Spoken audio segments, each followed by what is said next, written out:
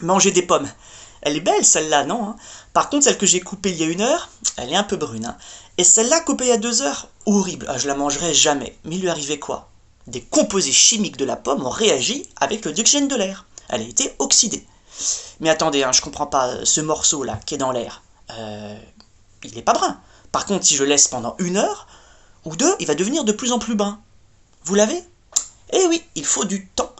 Toutes les transformations chimiques ne sont pas instantanées. La rouille, l'oxydation du vin, l'oxydation des fruits coupés qui brunissent à l'air.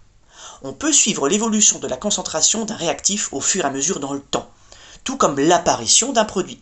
Cette transformation peut être accélérée avec des températures plus élevées. Pourquoi? Eh bien, les réactifs, quand ils sont agités, avec la température, ils vont pouvoir se rencontrer plus souvent. Ils vont pouvoir plus souvent se former des couples et faire des produits. On peut aussi accélérer la réaction grâce au cupidon de la chimie, le catalyseur. Le cupidon va faire en sorte que les réactifs se rencontrent pour former de nouveaux produits. Mais attention, hein, le cupidon, lui, à la fin de la réaction, il est toujours là. Alors il existe 3 grandes familles de vitesses de réaction. Nous, en terminale, on s'occupe de la réaction de cinétique d'ordre 1. Au début de la réaction, il y a plein de célibataires qui se mélangent, plus de couples qui se forment, mais au fur et à mesure, les célibataires, ils vont galérer, ils vont trouver d'autres célibataires assez difficilement. Donc du coup, la mise en couple va diminuer. C'est ce qui caractérise l'ordre 1 d'une réaction.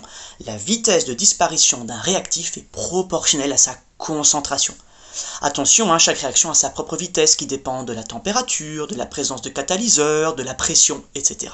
On peut regarder la concentration du réactif au début de la réaction et la comparer avec la concentration un peu plus tard, et recommencer au fur et à mesure. Au final, on arrive à la formule suivante de la vitesse de disparition d'un réactif. Le moins, c'est la disparition.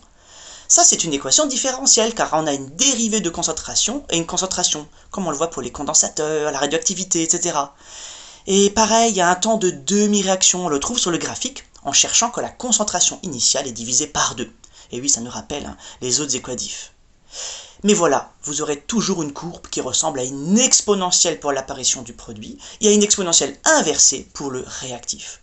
Afin de connaître la vitesse à un moment t, il vous faut tracer la tangente de la droite qui frôle la courbe et calculer le coefficient directeur. Pour reconnaître que c'est bien une cinétique d'ordre 1, il faut 1. Que le temps de demi-réaction soit le même, quelle que soit la concentration initiale.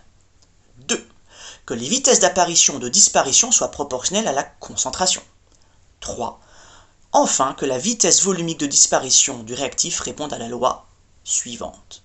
Alors, pour connaître ces inconnus, c'est presque comme à chaque fois, on se place au temps initial, 0, t égale à 0, ça se supprime, on a forcément une concentration initiale de réactif.